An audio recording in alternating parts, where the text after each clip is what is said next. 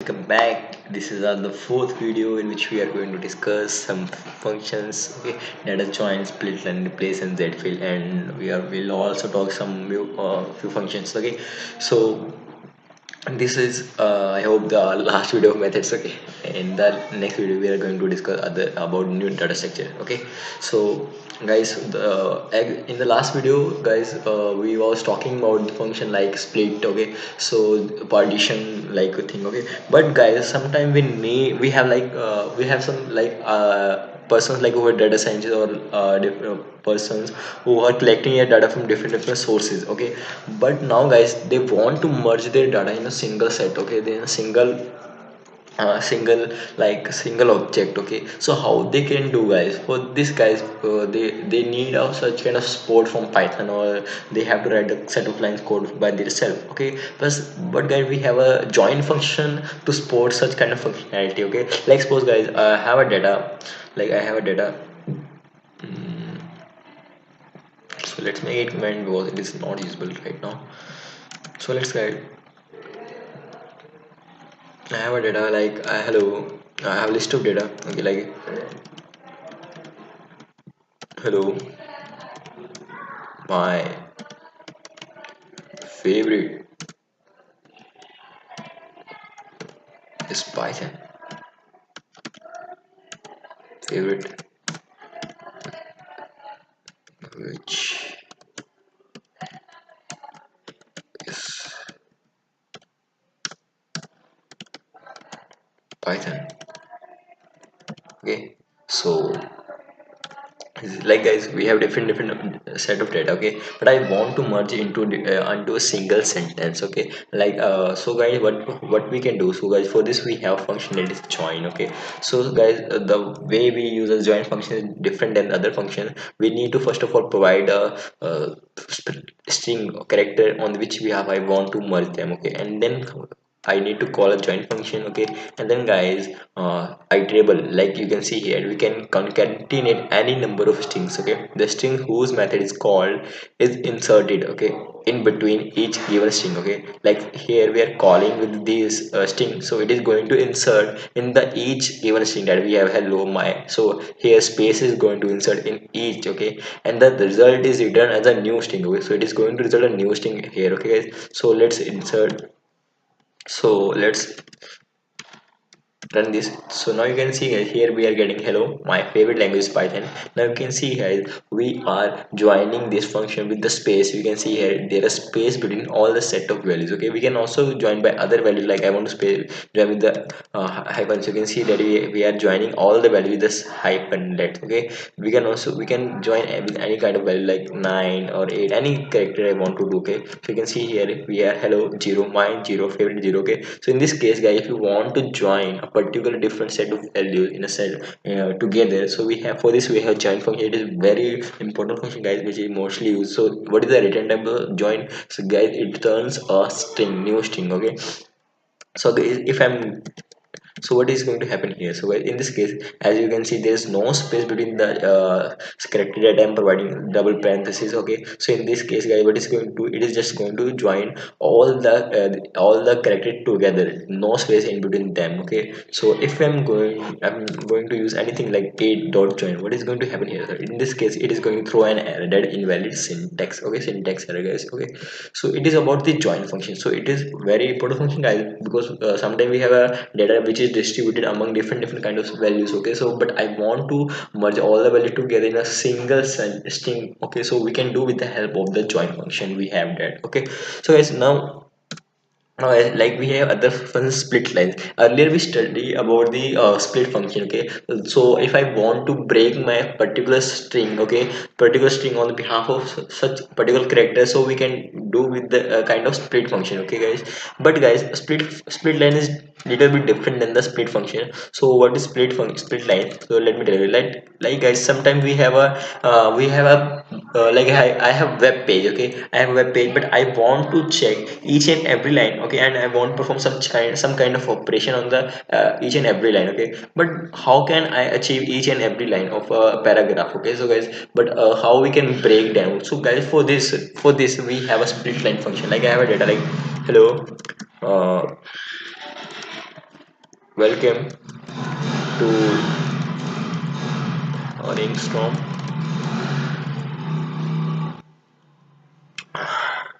I am a instructor of Python.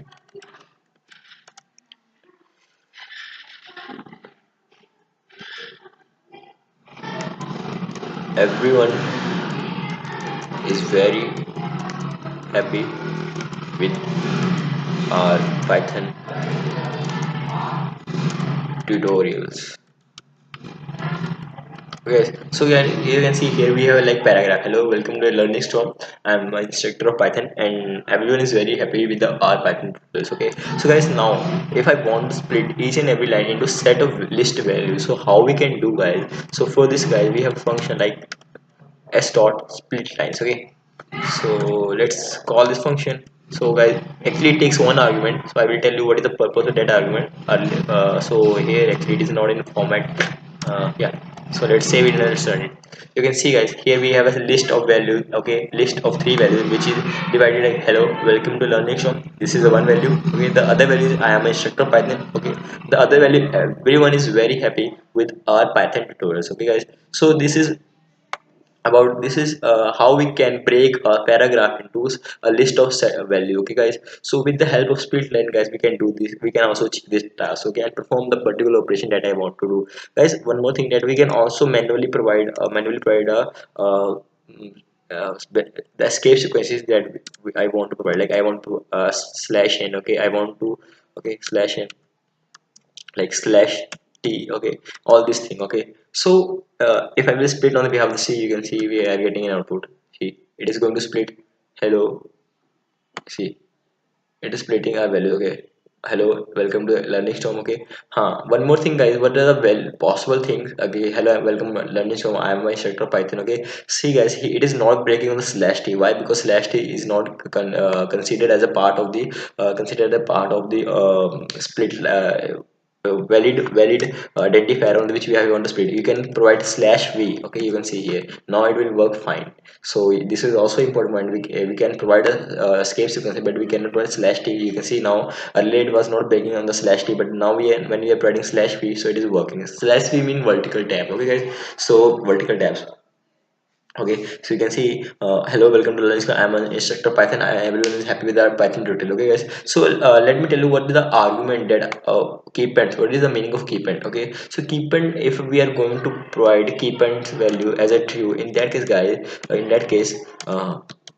guys, it is going to show us on which behalf it is breaking. You can see here, now it is going to show us on which behalf it is breaking our value. See, you can see here, it is showing us I am breaking on the behalf of slash, and I am breaking on the behalf of slash xob. It is actually hexadecimal digit code of vertical tab. Okay, so this is showing us on which behalf I am breaking. Okay guys, so actually this is the purpose of keypend. If we want to show the output on which behalf our interpreter is breaking our output lines. Okay, so you can see with the help of keypend. If we are not providing any keypend value, so in this case by default its value is false. That's why it is not showing us on which behalf it is breaking. Guys, so this is all about split line function. Guys, it is very important function. It is oftenly used on the higher level. Okay guys, so the next function, guys, we have a replace. Okay, so what is the purpose of replace, guys? So like, guys, I have a function like replace.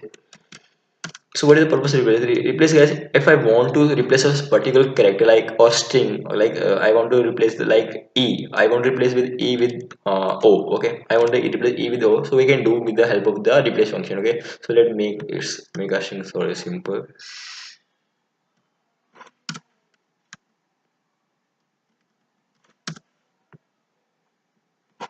Don't worry with the red symbols because arrays are the jewels of programmer. Okay, so don't afraid to it.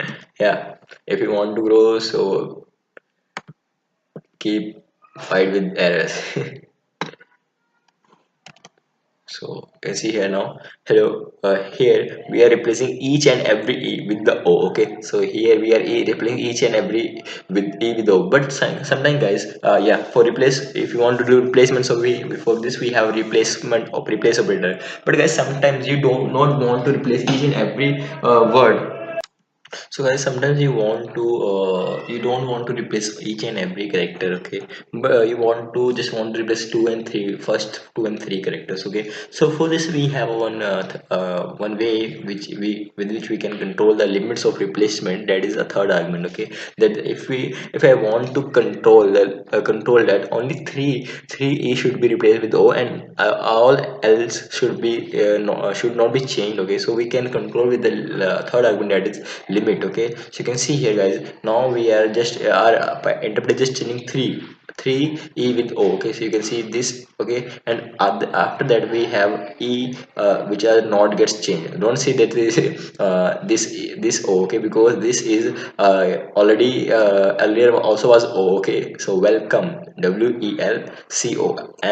okay? So guys, in this way, if you want to control the replacement, okay, so you can do with the help of the third argument, okay? So guys, in this way we can replace a particular character, particular string. Like I want to replace hello, I want to replace hello, okay, hello with oh, okay. So we can do simply, you can see here hello is replaced with o, okay? So so guys, in this way we can use the replacement operator actually. A function method is used actually to replace a particular character string with a new character that we have, okay? And we can also control the limits with how many character I want to replace with the third argument that we have, okay? So guys, the next function that about which I am going to talk is Zfill. So what is the purpose of Zfill actually? So actually somehow it is same like just and RJ, but little bit different. So let me tell you what is the purpose of let's see guys, we have a like hello, okay? Like we have a hello, and but like let's see, we have a any numeric number like 45, okay? Like 497, okay? And this, so guys, so let's print it as dot set fill and with, okay? So then earlier we have a string whose length was 3, okay? Whose length was 3, okay? But I want to make it any I want to increase it with, so let's increase it with by 10, okay? So now guys, what is going to happen here? Earlier the length was 3, okay? But now I want to make it with 10. So now guys, one more thing, if we want to make increase its length, so as we have only 3 characters in the string, so the rest of the 7 characters are going to remain empty, okay? So what is the purpose of Zfill actually guys? Zfill, it is going to fill the remaining character that was empty with the 0, okay? With the 0, and it is going to write justify your string, okay? So let's see what is going to happen. See guys, it is going to fill the empty thing with the 0 and going to just write justify your string, okay? So one more thing guys, if I have some sign like negative and positive, okay, with it, okay? In this case, what is going to happen guys, it is not going to represent our output like this, like we have 4 characters now, so it is not going 6 456 and then plus and then 497. It is going to represent our output like this. But first of all, it is going to represent the sign that I was in my string, okay? Then the spaces, okay? Then the string. So now you can see guys here, so this is the difference, okay? If anyone asks you if I want to use Zfill operation this, so what is the output? Not this output. The output should be like this, okay? If I am using negative sign here, so output should be like, you can see here, the output should be like this, okay? Minus 0.09497. Okay, this is all about the function that are oftenly used, okay? So most often used, okay? Okay guys, we almost covered all the other function, okay? Now we have some more functions like is alphanumeric, like I was saying, is alpha, okay? Alpha, actually it is used to check the string that I'm providing is consisted of only alphabets like a f g h, okay? So if it is this, so it is going to return true. So okay, what is here? Sorry, sorry, there's no need to provide any argument, that's why we are getting error, okay? Sorry, actually we're the string on which I want to check, we need to call by that string, okay? You can see here we're getting false, okay? Because here we have numeric thing, okay? So we need to if like we have hello, okay? So this is a string we have, okay? I want to check if there is alpha, so we can, it will return true, okay? If I will call like is